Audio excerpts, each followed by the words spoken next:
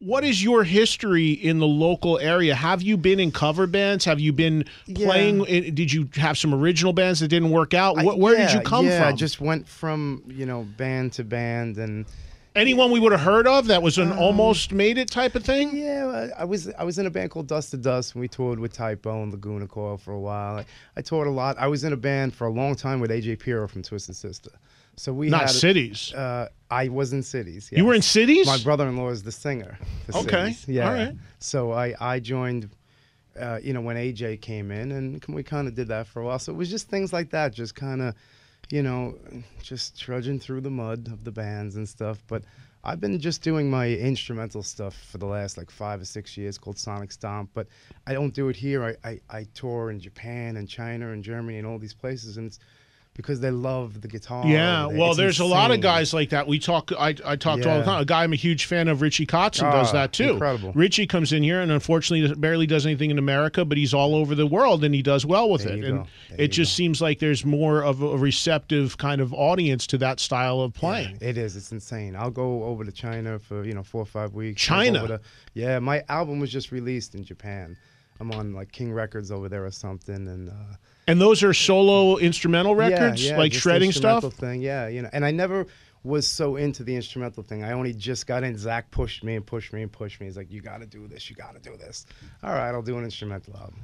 And then it just kind of, from that point on, I started just doing the Sonic Stomp thing. But I was always, always loved songs. I actually went, the first time I seen Mike play was you were in an Ozzy cover band. Yeah. And I went out to see him play, yeah. And when the solos are coming out, it's just wait a minute, man, what's going on over there? Well, yeah, when you're waiting to see somebody play the solos from Randy Rhoads stuff in particular, that's the first thing you're gonna perk up. Well, let me see this guy does with that. Well, what impressed me the most was when Zach was like, so how does that Randy Rhoads solo go? He was asking Mike. Yeah, he's schooling him on it. It was pretty cool. We had a fun night in Seattle. One night, yeah. He was telling me that whole story too. So who did you grow up listening to? Who were the guys that shaped your playing? The 2 or 3 guys.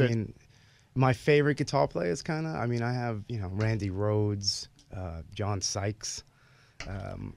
I love, and he's a good friend of mine, Akira Takasaki. Loudness, yeah. Yeah, Ronnie Letecro is one of my favorite all-time guitar players. Great player, yeah. He doesn't. Nobody talks about him too much, but just right hand from hell. Yeah, and Zach, all the greats. Even I started guitar learning Les Paul. That was where I got the speed from.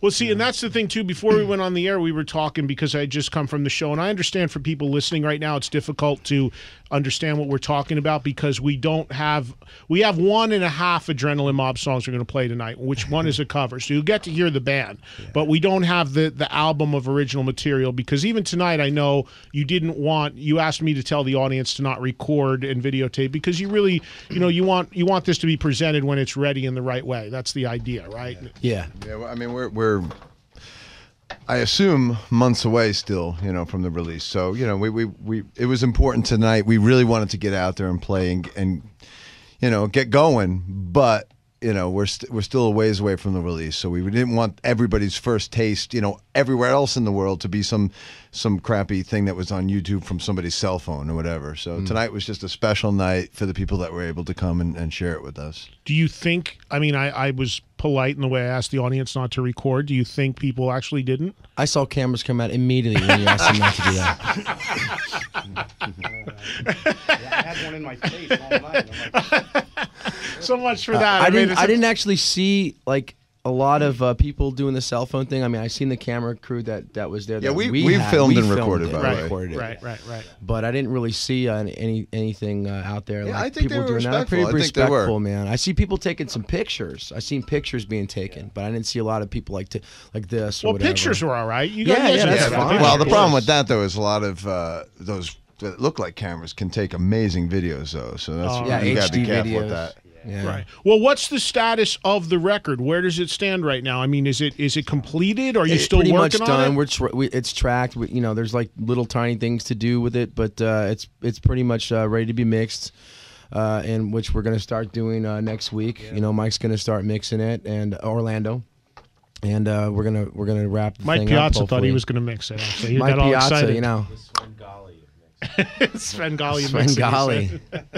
So, and as far as the people playing on the record, I assume that Paul's on it. Paul's on it, Yes. but Rich joined too late to be on it, I'm sure. He right? did. Did you get any texture stuff we were talking about? Or we got some of that stuff. I worked some stuff, but the record is complete.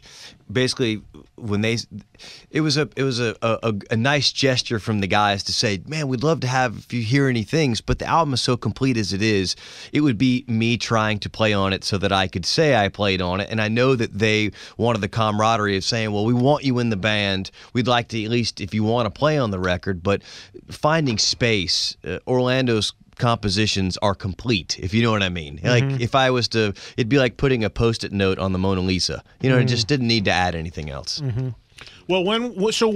When will people be able to get it? Is there a timetable for it to come out, or are you just going to kind of going through that process? We're going through the process, but we were just tired of talking the talk. It was time to walk the walk. We wanted to play, and we played, and now we'll see what the repercussions are in the next couple of weeks. But the record is pretty much done and ready to be picked up and put out. So, I mean, if we could write the script, it would be out by the end of the summer, beginning of the fall, and we could hit the road there and then, but we'll see. It'll all kind of write itself out in the next couple of weeks at this point.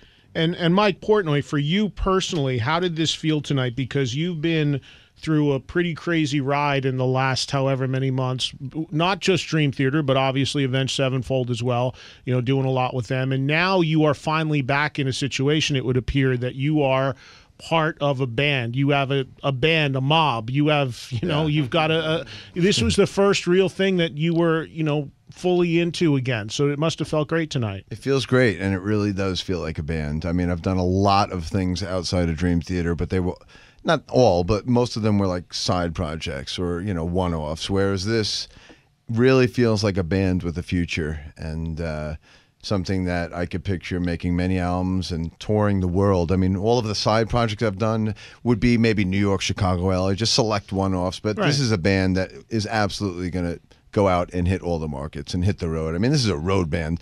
I mean, you saw it tonight. Everybody on stage is just... It loves the live experience and the energy, and that's what this band is definitely about. Yeah, well, it was great, and I was happy for the band and happy to see it come together so well, and happy to hear how good it was.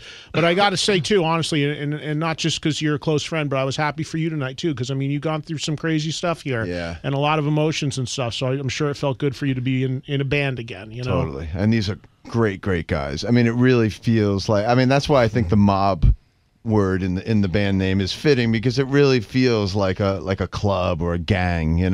It's definitely everybody's here, all good guys, all up for this and excited about it, and it's just a real good energy.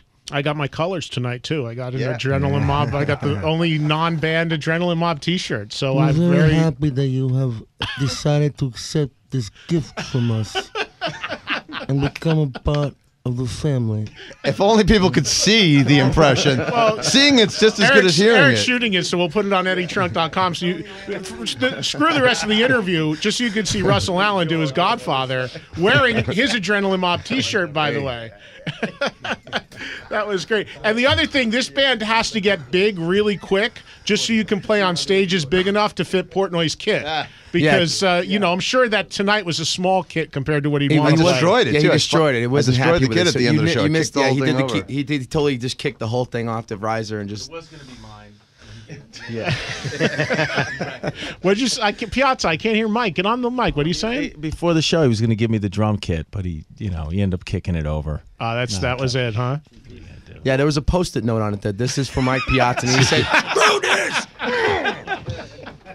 Hey, if you ever heard Piazza play drums, maybe you did the right thing. You did him a favor. Him kicking it over sounded better than me playing. But Mike Piazza plays a mean air drum kit. Let me tell you, we've seen that a lot. Even if you've watched Met games, you've seen that in the dugout sometimes. So there's no doubt about that. So all right, so we're gonna play something, but I got to take a break, and we're gonna be able to. Here's the deal now. Tonight's show, the first ever show from Adrenaline Mob, you played everything that's going to be on the record, right? You played every song on the record. And then obviously that didn't carry you for a full set, so you played some covers. And you did some really interesting covers tonight, which we'll talk about. And then we'll play one of them, which is a studio recording of one of the covers you did tonight that will not be included on the album.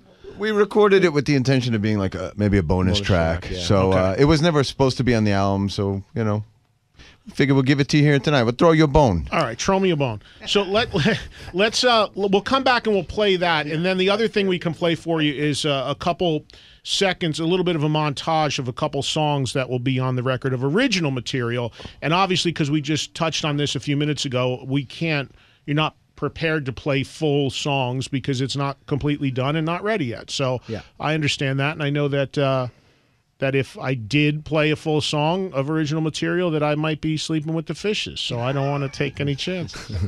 We wouldn't want to have to do anything that would hurt you, Eddie Trump. But we will if we have to. Russell somehow even gets his cheeks like Marlon Brando without even trying somehow. Jaw to the side, right? I think it's really nice that you've had us out on the show tonight, Eddie. On behalf of all the family, I want to personally thank you for this. Oh my God. Can you do a drunk Marlon Brando? Do a drunk one. No, I can't do it. I think I had a little bit too much scotch, but it was the rum all along. All right. The band is called Adrenaline Mob, and Paul DeLeo, Rich Ward, Russell, the Godfather Allen. Hey, I got a nickname there already. Michael Orlando, Mike Portnoy, all in the studio. Mike Piazza is here as well. If they need a sixth member, Mike is ready to audition. And Vince Piazza is ready here with his Vinnie Vincent Invasion shirt. How killer is that shirt, man? That is. Look at that. Look at what it says on the back. It's not a tour. It's an invasion. That rules. It's It was part of our trivia the other couple nights. Vinnie Vincent. What are you? Tribute? We were playing music trivia. I was making sure these guys were worthy to hang. So you tested him with Vinnie Vincent stuff? No. We were talking. Somehow we were talking about Dana Strum. I was like, okay, what band was he originally? What? Slaughter was formed out of the ashes of what band? And who'd you ask that question to? we were just sitting. We were just. Did everybody know We were it? just at dinner, and I had to make sure these guys can hang with Portnoy and Trunk Jericho. Did everybody know it? I don't think they knew it, but I let them off on that one. I said Pablo Cruz. Rich Ward had no idea how close he was being thrown out of the band 3 days in. You failed the test. It's like that scene in what's the Mickey Rourke movie, Diner, when he's getting the sports test, he won't get married. Oh, yeah. What is it? Yeah, Diner with the name. I figured in Adrenaline Mob it would be props to not know the origins of the guys in Slaughter. Yeah, actually, that was true. That cemented his place in the band that he didn't know that. Yeah. Just like I didn't know the Jersey Shore guy. That's right. All right. I see Some how it things are works better left unknown. I see how it works. We're going to take a break, and we will come back and play you some music. You can hear how they sound playing together. Adrenaline Mob music coming up next. The power of cheese. Eddie Trunk.